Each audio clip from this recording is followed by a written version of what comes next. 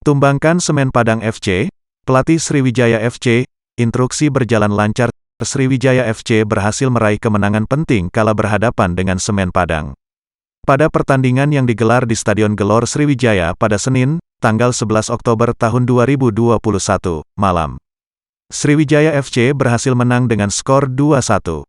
Gol Sriwijaya FC diciptakan oleh Afriansyah, Dedi Hartono dan gol Semen Padang diciptakan oleh Serdi. Menurut pelatih Sriwijaya FC, Neil Maizar, hasil ini merupakan hasil kerja keras tim dan diharapkan terus membumi dan rendah hati. Disinggung mengenai babak pertama yang mana Sriwijaya FC terus ditekan. Neil Maizar menyebut kondisi di sepak bola situasional namun evaluasi itu penting. Instruksi berjalan lancar dan hasilnya menang, terangnya. Jelang pertandingan melawan PSPS Riau, Neil Maizar menyebut bakal profesional dan terus bertempur. Sementara pelatih Semen Padang, Weliansyah mengatakan, pemainnya bermain bagus dan pertandingan berjalan sangat menarik. Weliansyah menyebut ada kesalahan pemain di babak kedua sehingga motivasi sedikit berkurang. Masalah fisik tidak ada masalah. Kami main 10 pemain masih bisa meladeni, katanya. Disebut selalu kecolongan saat melakukan pergantian pemain.